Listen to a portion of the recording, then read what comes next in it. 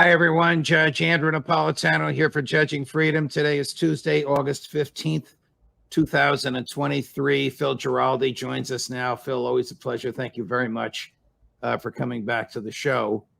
Before we get into the latest in Ukraine and President Zelensky's statements and John Bolton's demands for troops on the ground, I want to talk to you a little bit about Syria, because you wrote a very interesting piece on the UNZ, that's UNZ, if anybody wants to look it up, the UNZ review called What is Happening in Syria.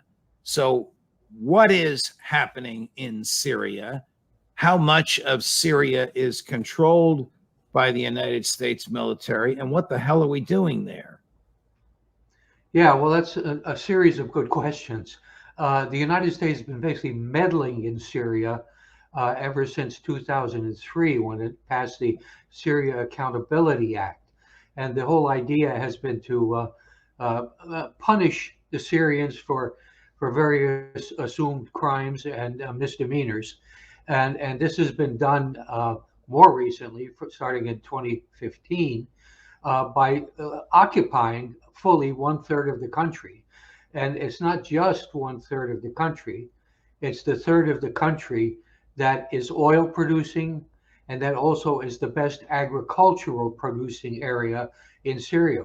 So the people are literally starving by virtue of that, and by virtue of sanctions that were put in place at the same time.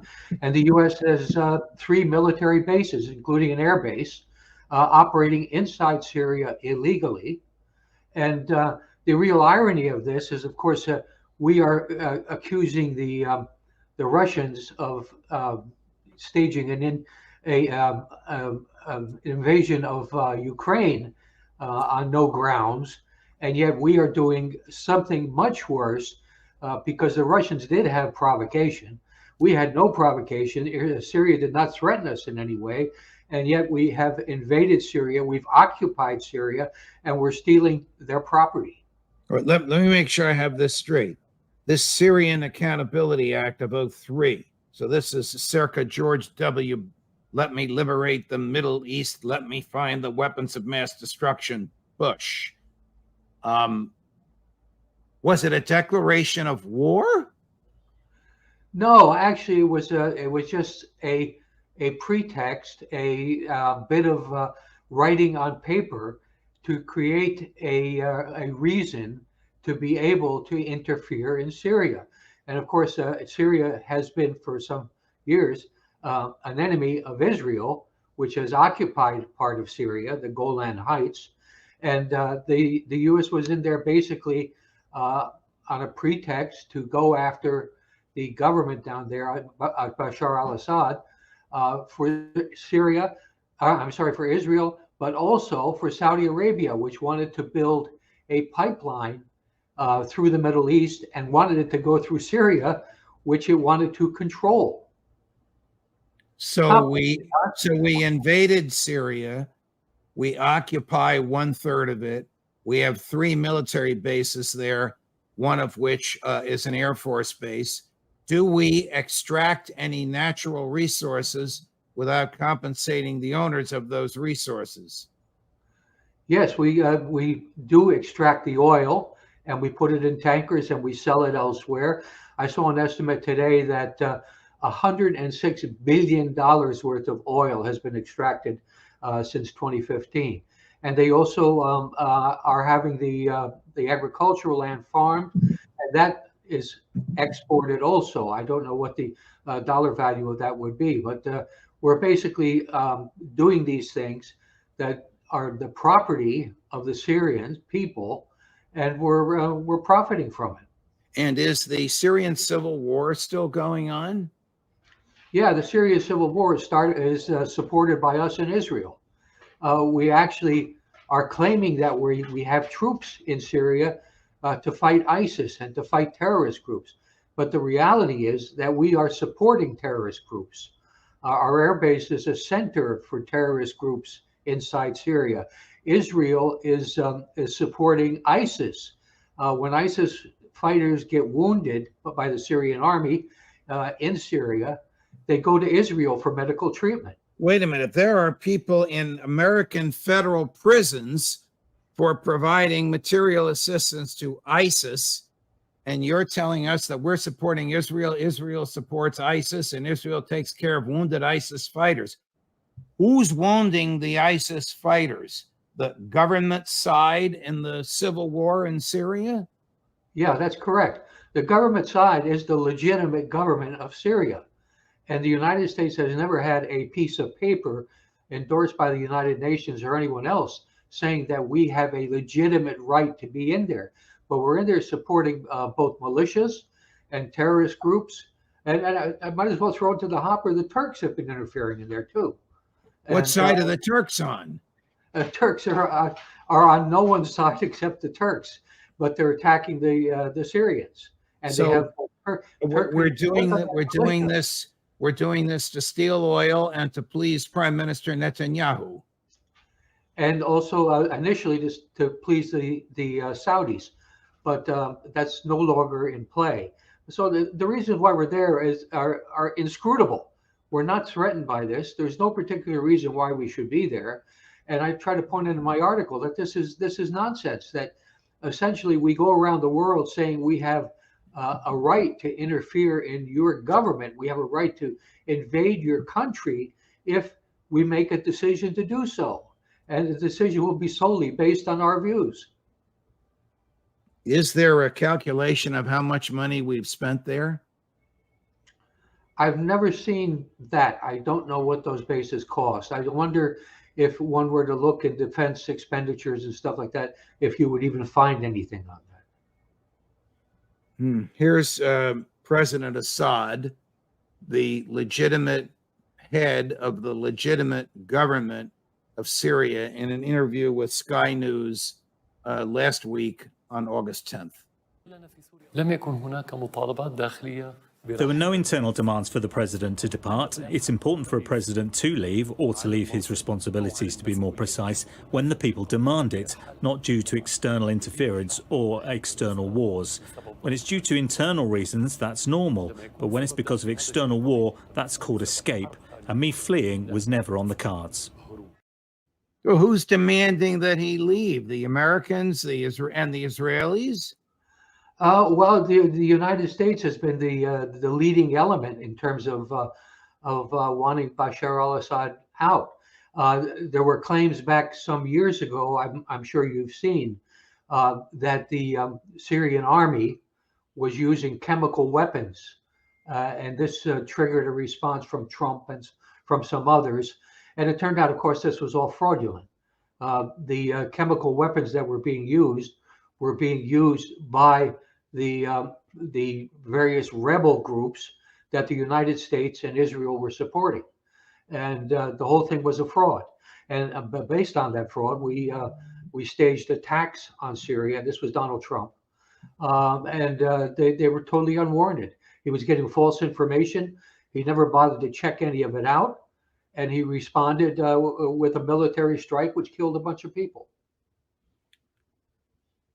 Would the CIA have known that the rebels had chemical weapons and that the rebels were using them as a false flag?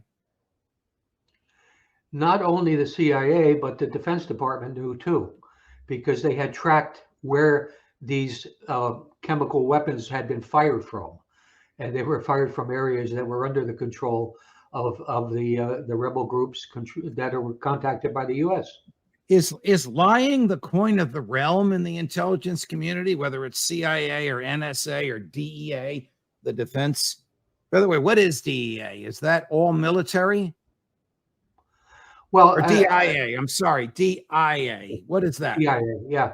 Well, I would say that lying depends on which level you're looking at. We've discussed this before. There are a lot of honest people working for the U.S. government, but very often they don't rise to a certain level in the system unless they're saying what the leadership wants to hear. And that's essentially what it comes down to. The CIA, for example, and the Defense Department both knew that this chemical weapons attack was fraudulent, but they weren't even allowed to investigate it beyond, a few hours. So they tricked the president of the United States at the time, Donald Trump, and that trick resulted in his what? Authorizing some sort of an attack? Yeah, exactly. Authorizing an attack by the United States using cruise missiles, and which killed a number of people. And it was based on essentially a lie that, with a little more digging, even the White House might have been aware that this thing was a fraud.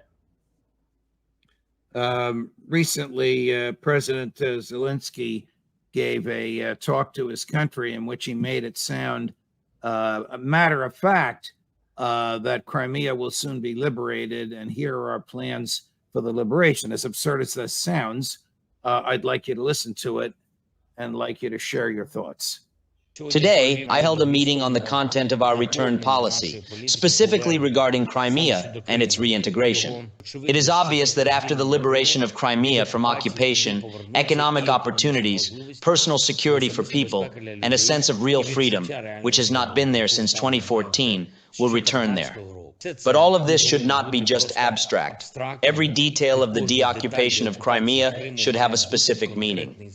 How exactly normal life returns, what exactly this means for Crimea and for all our people. This should be clear to everyone. Step by step, we are making the deoccupation of Crimea more and more achievable and well thought out. Deoccupation of Crimea more and more achievable and well thought out. Nobody on the American side that knows what's going on can take that seriously. Or does the State Department expect us and the CIA expect us to believe that?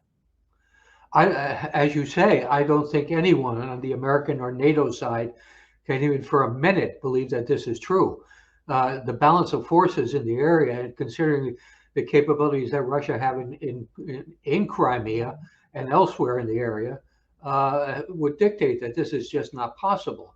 This is obviously a propaganda type pitch to convince donors in NATO and in the United States to continue to supply weapons and money to his regime to keep them afloat.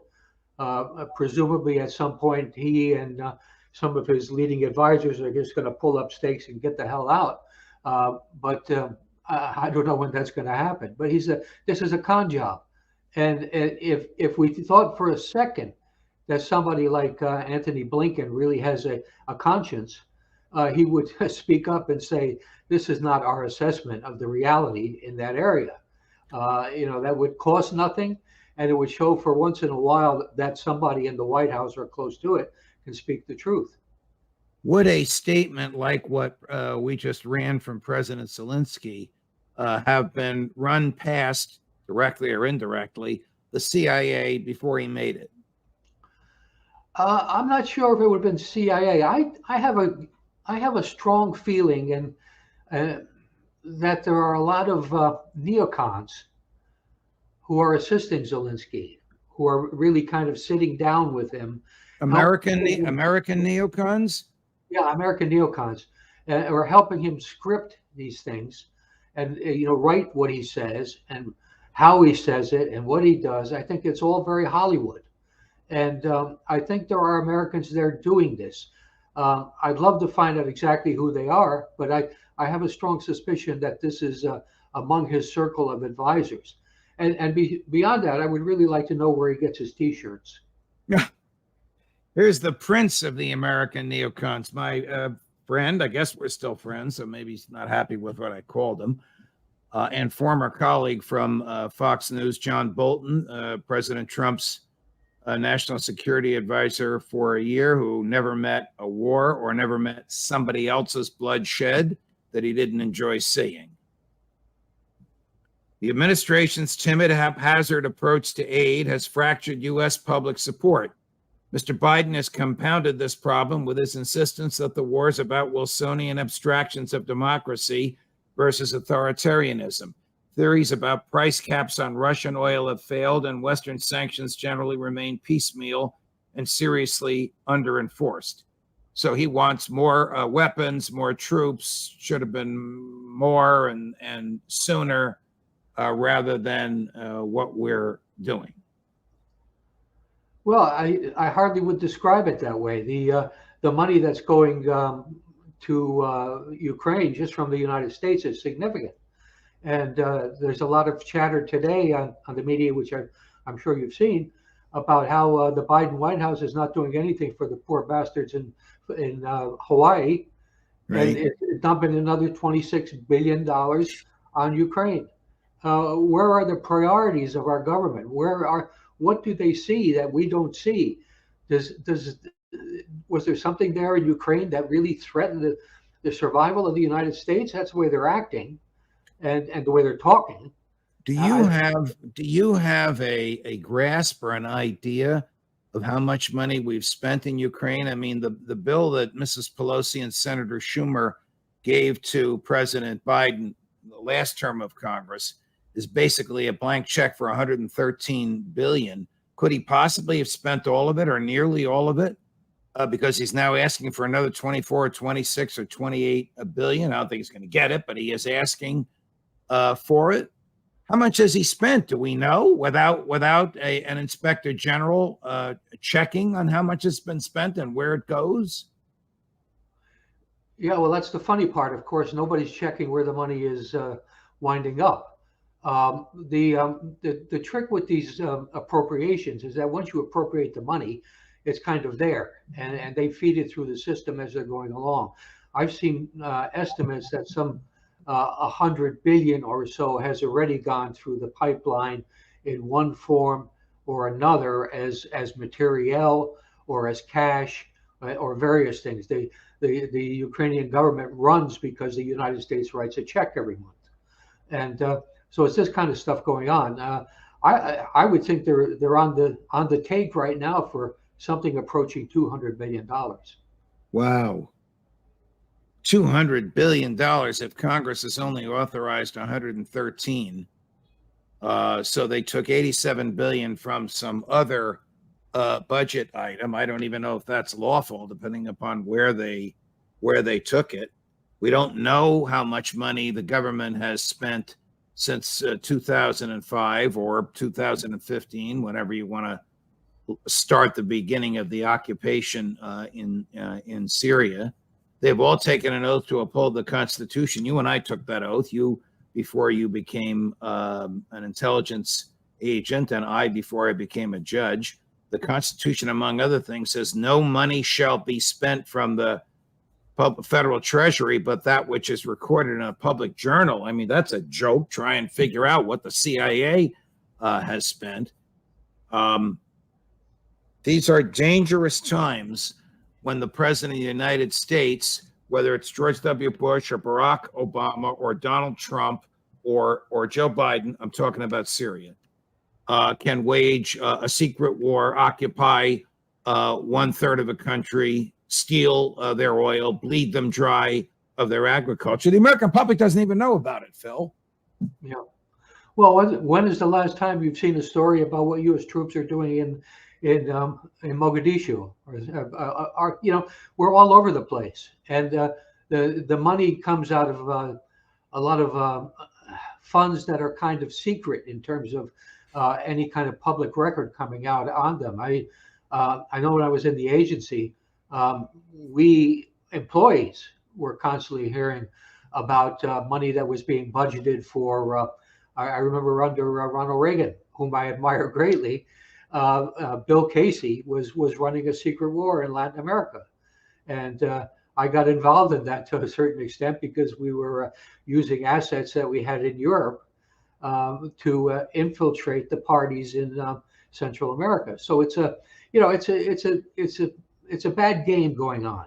The founders of this country believed in integrity and open government and that sort of thing, and we've killed it. We've killed it in the last 23 years. When you were involved in what you were just talking about, did you come across a character by the name of Jack Devine?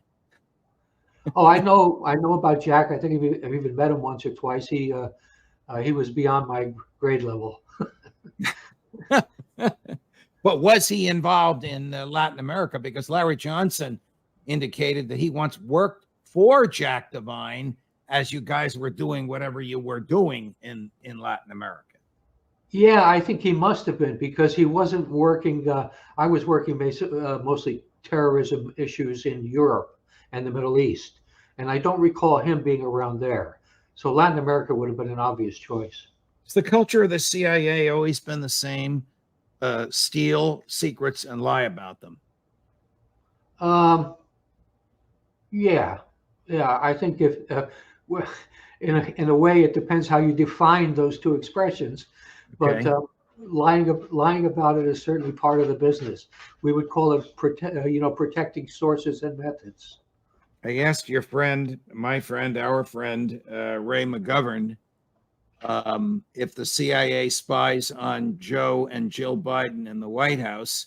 And he said, well, if they do, the Mossad does a better job of it.